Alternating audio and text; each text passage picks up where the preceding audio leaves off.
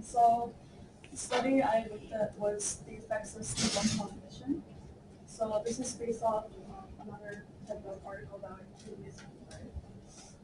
So before I begin, I'm going to just basically define what cognition is. So cognition is basically defined as a process that involves reasoning, thinking, and learning. So your reflexive skills, your memory skills, they're all linked to what cognition, like cognitive skills.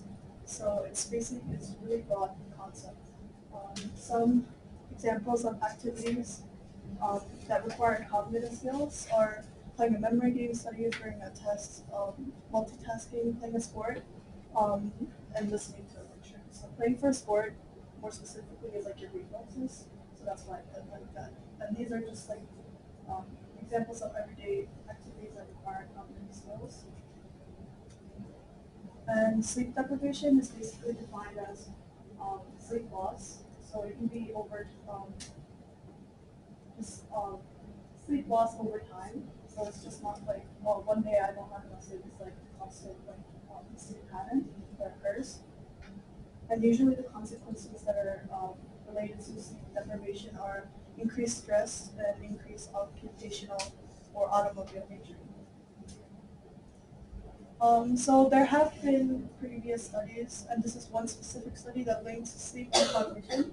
But the only thing was that they also, sorry, linked this to the prefrontal cortex, and that sleep loss directly affects that part of the brain region, and that region is responsible for cognitive skills and executive performance. So that's why they linked cognition and sleep.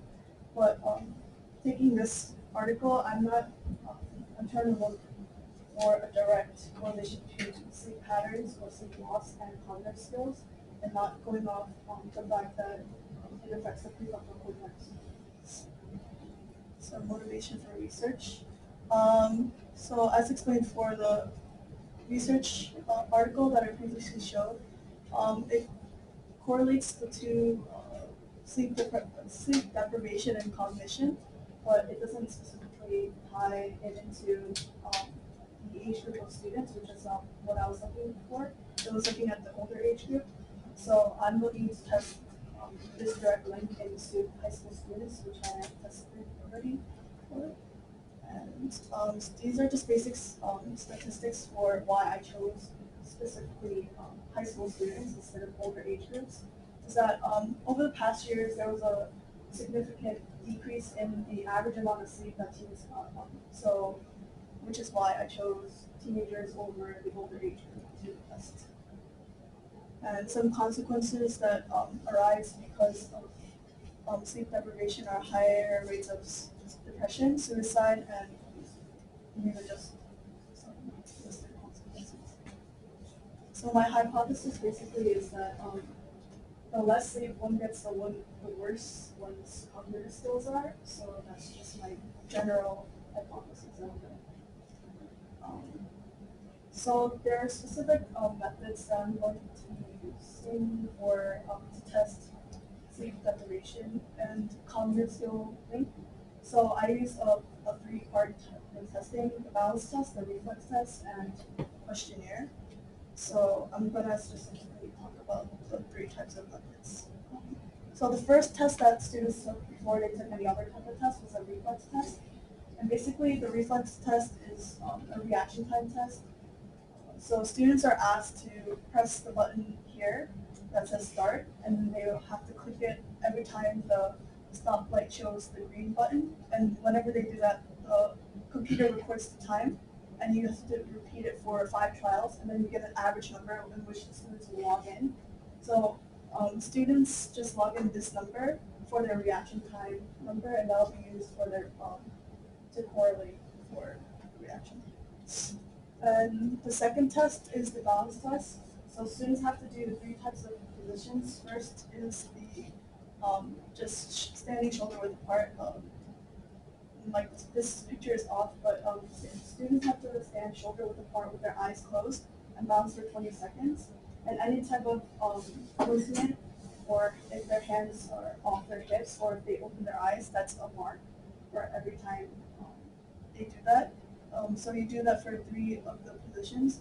And this one is your dominant foot is raised, and then you keep your eyes closed, and the same thing, you get marked every time you open your eyes, your hands are off your hips, or if you are unbalanced. And the third one is your dominant foot in front of your other foot, and you get marked the same way you did for the previous two poses.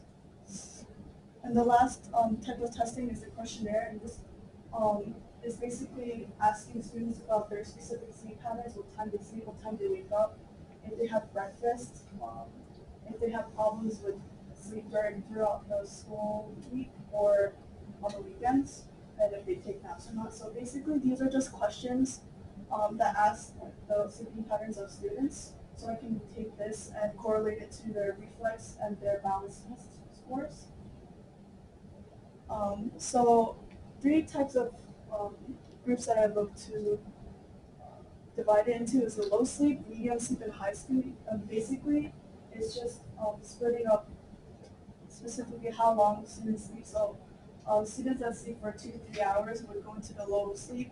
Medium sleep would be 5 to 6 or 6 to 7 hours, which is like an average amount of sleep. And the high sleep is 8, 9, or 9+ hours.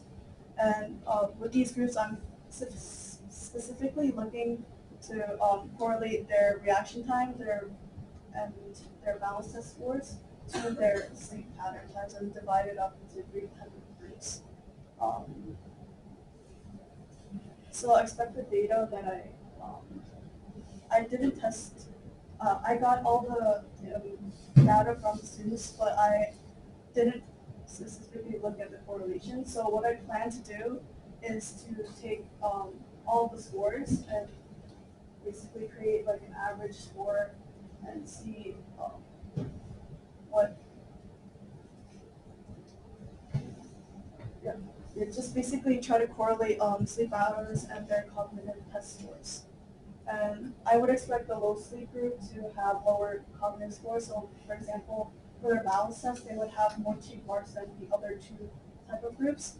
And for their reflex or reaction time test, they would have higher numbers as their reaction time would be slower than the other two groups.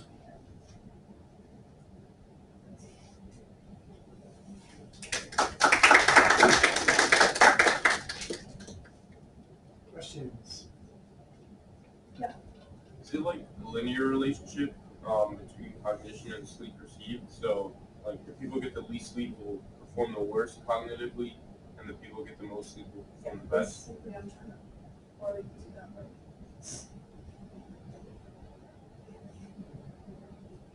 How does balance relate to cognition? Balance, so it's your prefrontal cortex, as I mentioned before, is like, so cognition is basically looking at your memory, your reflex, and your balance. So that's like an executive performance that relates to you. That's like a type of cognitive skill. So that's, and they usually use that for concussion tests. But I'm not looking at concussion, but also just like a type of testing that you use for to relate cognitive skills and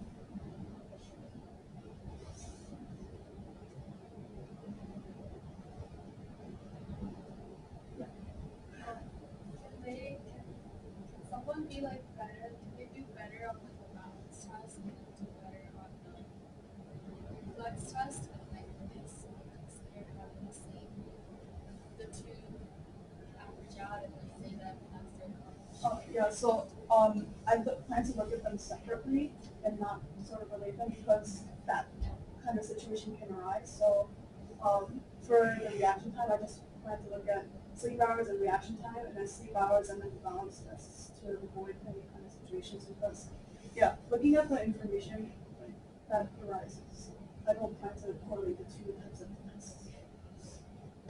Yeah. You mentioned there was a discrepancy in like the different age groups and the data that they have. Is there any particular reason why the younger age groups that you're planning to look at have been studied less?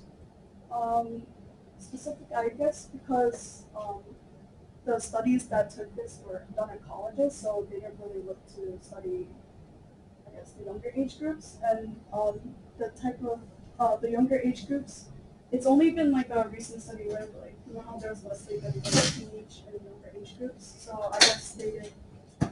It's like relatively new data, so maybe that's the reason.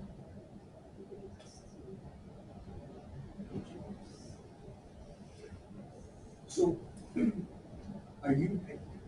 what were some of the other bits of information you're collecting in your survey? So, because you had a number of different questions. So I know the main way you're probably going to categorize them are the least amount of sleep, which might be, in Jake's case, somewhere between like 45 minutes and 50 minutes a night, or the mid number of, say 3 or 4 hours, however the numbers break down. What were some of the other questions that you think could possibly have a correlation? Like the time that students wake up or go to sleep. So despite like the fact that they might sleep 7 to 8 hours, they might go to bed at 4 a.m. and sleep during school. So that's some other kind of questions that are put in there. And also like nap time during school or on the weekends. So if there's like seemingly more sleep that the student gets, it might be a factor into their lower practice. I can't remember, did you ask anybody about, was there a question about breakfast in there? Yeah, You did, that just sounds interesting. Is the breakfast tied to cognition, or is it just a substantiating question? just sort of a question that I put out there, but there was no correlation with it. But Very good.